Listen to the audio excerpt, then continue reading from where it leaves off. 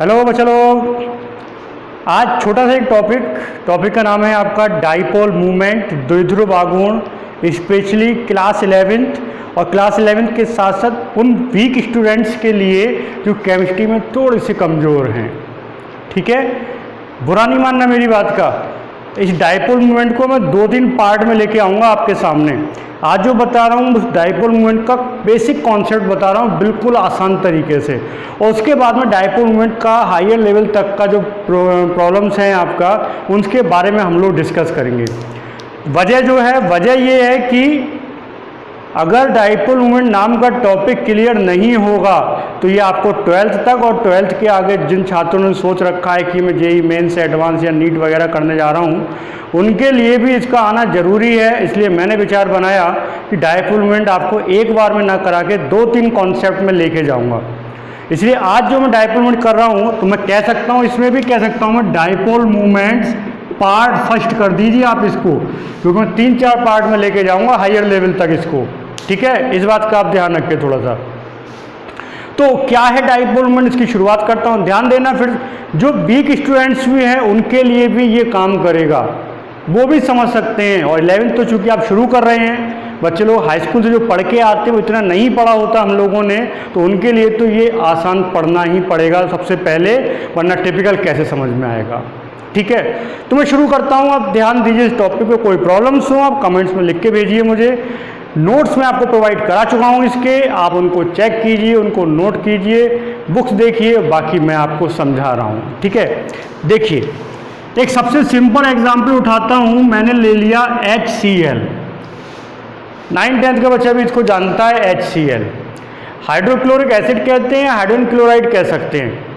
Chemical bonding के 4-5 video मेरे पहले भी आ चुके हैं, उसमें मैंने हर वीडियो में पर्टिकुलर हर बॉन्ड्स का टाइप और बॉन्ड्स कैसे बनते हैं उसके बारे में मैंने आप लोगों से डिस्कस किया हुआ है। ठीक है ना, उसके बारे में मैंने आपसे डिस्कस किया था, तो अच्छा होगा कि उन वीडियोस को भी आप लोग देख लीजिए। तो ये है HCl, हाइड्रोजन और Cl के बीच में एक सिंगल बॉन्ड, कोवैलेंट बॉन्ड, सहसंयोजी बंध यहाँ पे बना हुआ है। क्लोरीन आउटर मोस्ट में 7 इलेक्ट्रॉन होते हैं, जबकि हाइड्रोजन आउटर मोस्ट में ओनली 1 इलेक्ट्रॉन होता है। तो क्या हुआ, एक इलेक्ट्रॉन का यहाँ पे शेयरिंग कराया, क्लोरीन के 8 हो गए, हाइड्रोजन के 2 हो गए, बात खत्म हो गया। ठीक है बात। अब आगे क्या होगा ध्यान दीजिए। हम जानते हैं क्लोरीन की ऋणात्मकता सबसे अधिक होती है।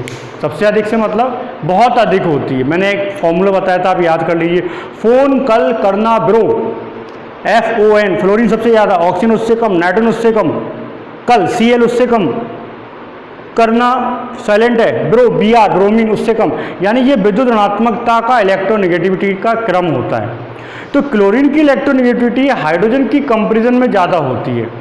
जब ज़्यादा होगी तो क्या होगा, ये इलेक्ट्रॉनों को अपनी ओर अट्रैक्ट करेगा, तो इस पर पार्शियल नेगेटिव यानी आंशिक नेगेटिव और इस पर पार्शियल पॉजिटिव चार्ज आएगा। थोड़ा सा नेगेटिव, थोड़ा सा पॉजिटिव। कंप्लीट क्यों नहीं आएगा, क्योंकि बॉन्ड ब्रेक नहीं हुआ है, इसलिए कंप्लीट चार्ज नहीं आएगा, लेकिन थोड़ा सा चार्ज यहाँ पे आएगा। आ रहा है इतना बात समझ में?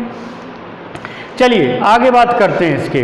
तो अब क्या होगा आपका, जब इतनी बात यहाँ पे फिनिश हो जाएगी, अब थोड़ा सा मैं बताता हूँ डाइपोल मूवमेंट है क्या चीज़। जिन परमाणुओं के मध्य, जिन एटम्स के मध्य इलेक्ट्रोनेगेटिविटी डिफरेंस होता है, जिन एटम्स के मध्य में इलेक्ट्रोनेगेटिविटी डिफरेंस होता है, डाइपोल मूवमेंट मोस्टली उन्हीं पर कार्य करता है।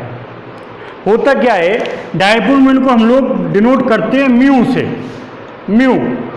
ठीक है, और म्यू इज इक्वल टू होता है Q इंटू डी।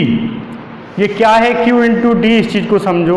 म्यू जो है उसको हम लोग Q इंटू डी से डिनोट करते हैं। ठीक है, Q क्या होता है, Q जो है वो आवेश है। आप चाहे पॉजिटिव वाला ले लीजिए चाहे नेगेटिव वाला ले लीजिए, इनमें से एक आवेश है क्या, Q। ठीक है बात। D जो होता है इसके बीच का दूरी होता है, इसको D बोलते हैं हम लोग। ठीक है, इसको D। तो इन दोनों का जो मल्टीपल होता है, इन दोनों का जो गुणनफल होता है वो किसके बराबर होता है, म्यू यानी डाइपोल मूवमेंट यानी द्विध्रुव आघूर्ण के बराबर होता है। इस चीज़ को आप ध्यान दीजिए। फिर बताता हूँ, जब परमाणुओं के मध्य विद्युत ऋणात्मकता का अंतर होगा, एक पॉजिटिव होगा एक नेगेटिव होगा, उनके बीच पॉजिटिव नेगेटिव डिफरेंस होगा, अगर ऐसा हो रहा है तो सीधा सा बात है क्या कि वहाँ पे डाइपोल मूवमेंट होगा। और डाइपोल मूवमेंट क्या कहता है, पॉजिटिव नेगेटिव में से कोई आवेश और आवेशों के बीच की जो दूरी होती है वो कहलाता है आपका, उनका मल्टीपल कहलाता है आपका क्या, डाइपोल मूवमेंट। ठीक है। दूसरी बात याद रखना, इसका जो यूनिट होता है, मात्रक होता है, उसको हम लोग कहते हैं डिवाई। क्या कहते हैं, डिवाई। डिवाई मात्रक है। ठीक है। डिवाई क्या है, इसका एक मात्रक है, याद रखना किसका, इसका। इसमें जो आवेश है वो हमने लिया है ESU में और डी लिया हुआ है हम लोगों ने सेंटीमीटर में। सेंटीमीटर में ऐसा ही मात्रक बना, सॉरी हाँ ऐसा ही मात्रक बनाओगे जी बेटा, आप याद कर लेना थोड़ा सा, ऐसा ही मात्रक बनेगा coulomb metre. Coulomb metre, coulomb metre जो होता है वो होता है आपका कितना होता था ये 3.2 × 10⁻³ के समथिंग यहाँ पे इसका वैल्यू होता है। ठीक है बात। तो ये है आपका म्यू, इसको याद रखिए। हालांकि ये डेफिनेशन से फर्क नहीं पड़ेगा ज़्यादा, क्योंकि हमें जो बतानी है वो और बातें हैं। वो क्या, जैसे मान लीजिए आप इस HCl में डाइपोल मोमेंट दिखा रहे हैं, तो जिसकी ऋणात्मकता ज़्यादा होती है उसकी तरफ हम लोग इस तरीके से तीर दिखाते हैं। ठीक है। जिसकी ऋणात्मकता ज़्यादा होती है उस पर हम लोग क्या करते हैं, एक तीर दिखाते हैं इस तरीके से, और वो भी ऐसे करके, जिसमें तीर का जो सिर होगा वो हमेशा इलेक्ट्रोनेगेटिव एलिमेंट की ओर होगा और जो पूंछ होती है वो इलेक्ट्रोपॉजिटिव एलिमेंट की ओर होता है। ठीक है। इससे हमको ये पता चल जाता है कि डाइपोल मूवमेंट जो है वो किस दिशा की ओर जा रहा है, क्योंकि डाइपोल मूवमेंट एक सदिश राशि है। फिजिक्स में आपने पढ़ा होगा डाइपोल मूवमेंट क्या होता है, एक सदिश राशि होती है डाइपोल मूवमेंट। आ रहा है बात समझ में। एक बात पे ध्यान दीजिए, इससे आपको बहुत सारी बातें क्लियर होंगी। देखिए मैं एक छोटा सा एग्जाम्पल लेके आता हूँ। मान लीजिए मैंने कुछ कंपाउंड लिए हैं, HF, HCl, HBr ले लीजिए और HI ले लीजिए, मैंने 4 कंपाउंड लिए हैं। ठीक है बात। अब आप जानते हैं फ्लोरीन, क्लोरीन, ब्रोमीन, आयोडीन ऊपर से नीचे जाते हैं, ऋणात्मकता कम होती जाती है। ठीक है। ऋणात्मकता कम, हालांकि इन सभी में जो डाइपोल मूवमेंट डायरेक्शन है वो हैलोजन की तरफ होगा, क्योंकि हैलोजन का नेगेटिविटी ज़्यादा है। लेकिन फ्लोरीन की ऋणात्मकता ज़्यादा होने के कारण सबसे ज़्यादा जो डाइपोल मूवमेंट होगा वो किसका होगा, HF का होगा। HF का डाइपोल मूवमेंट सबसे ज़्यादा होगा, क्योंकि उसकी विद्युत ऋणात्मकता सबसे अधिक है। विद्युत ऋणात्मकता और बीच की दूरी पर डिपेंड करता है सारे डाइपोल मूवमेंट का खेल। और मुख्य रूप से विद्युत ऋणात्मकता, मैं ये भी कह सकता हूँ मुख्य रूप से आप ये चेक कर लीजिए कि विद्युत ऋणात्मकता का डिफरेंस कहाँ पर ज़्यादा है, और विद्युत ऋणात्मकता का डिफरेंस जहाँ पे ज़्यादा होगा समझ लेना वहाँ पे डाइपोल मूवमेंट कैसा होगा, ज़्यादा होगा। दूसरी बात, क्या फ़ायदा होता है डाइपोल मूवमेंट से, फ़ायदा तो बहुत है इससे। डाइपोल मूवमेंट से आप ये बता सकते हो कि कौन वाटर सॉल्युबल होगा कौन नहीं होगा। जिसका डाइपोल मूवमेंट जितना ज़्यादा होगा वो वाटर में उतना ही ज़्यादा सॉल्युबल होगा। दूसरी बात, जिसका डाइपोल मूवमेंट जितना ज़्यादा होता है उसका मेल्टिंग पॉइंट और बॉइलिंग पॉइंट, गलनांक और क्वथनांक भी उतना ही ज़्यादा होगा। ठीक है ना। जिसका डाइपोल मूवमेंट ज़्यादा होगा उसका गलनांक क्वथनांक भी उतना ही ज़्यादा होगा। जैसे आप कह सकते हो HF का गलनांक क्वथनांक क्या है, सबसे ज़्यादा होता है। ठीक है बात। अब देखिए एक ले लिया CO2, इसे हम लोग कहते हैं ट्राई एटॉमिक मॉलिक्यूल, त्रिपरमाणु अणु, सॉरी डाई एटॉमिक। इसमें 2 प्रकार के परमाणु को यहाँ पे यूज़ किया गया है। अब देखिए क्या होने वाला है, इसने इधर को इलेक्ट्रॉन खींचा, इसने इधर को इलेक्ट्रॉन खींचा, तो जब एक दूसरे के विपरीत खींचे जाएंगे तो परिणामी वहाँ पे शून्य हो जाता है, यानी CO2 का डाइपोल मूवमेंट शून्य हो जाता है। ध्यान दीजिए CO2 का डाइपोल मूवमेंट कैसा हो जाता है, शून्य हो जाता है। बट अगर मैं इसकी जगह H2O की बात करूं तो H2O का डाइपोल मूवमेंट होता है। क्यों होता है, क्योंकि ये खींचा जाएगा इधर को, ये खींचा जाएगा, क्योंकि ऑक्सीजन की ऋणात्मकता ज़्यादा दोनों एक तरफ को, और जब दोनों दिशाएं एक तरफ को चलेंगी तो उनका परिणामी का कुछ ना कुछ मान निकल के आएगा। H2O का डाइपोल मूवमेंट 0 से ज़्यादा होता है। कितना होता है ये बात की बात है, बट H2O का डाइपोल मूवमेंट ज़्यादा होगा 0 से, क्योंकि दोनों H की तरफ नहीं खींचेंगे, ऑक्सीजन की तरफ जाएंगे।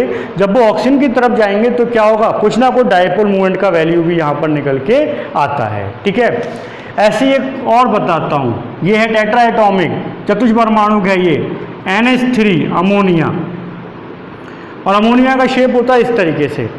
अब आप यहाँ पे देखिए, ये इधर को जाएगा, ये इधर को जाएगा, ये इधर को जाएगा, तीनों का कंप्लीटली एक तरफ को मूव कर रहा है, ये एक डायरेक्शन में जा रहे हैं। और लोन पेयर की तरफ जाते हैं हमेशा। लोन पेयर क्या होता है? इलेक्ट्रॉन का ऐसा पेयर जिसने कोई जोड़ा वो शेयरिंग ना करी हो। तो सब मिलके एक तरफ को जा रहे हैं, यानी इसके डायपोल मोमेंट का भी कुछ ना कुछ मान निकल के आता है। ठीक है, इसकी जगह अगर मैं एक एग्जाम्पल और ले लूँ, BF3, ध्यान दीजिए, बोरॉन ट्राईफ्लोराइड कहते हैं। अब फ्लोरीन की ऋणात्मकता ज़्यादा है तो इधर को जो डायपोल मोमेंट का साइन होगा वो तीनों कैसे चल रहे हैं? अपोजिट डायरेक्शन में चल रहे हैं तीनों। जब तीनों अपोजिट डायरेक्शन में चल रहे हैं, इसका सीधा सा मतलब है क्या? इसका परिणामी कैसा हो जाएगा? जीरो हो जाएगा। इसका डायपोल मोमेंट कैसा होगा? जीरो हो जाएगा। क्यों? क्योंकि जब तीनों अपोजिट डायरेक्शन में मूव करेंगे तो उसका परिणामी का मान कैसा निकल के आएगा? जीरो निकल के आएगा।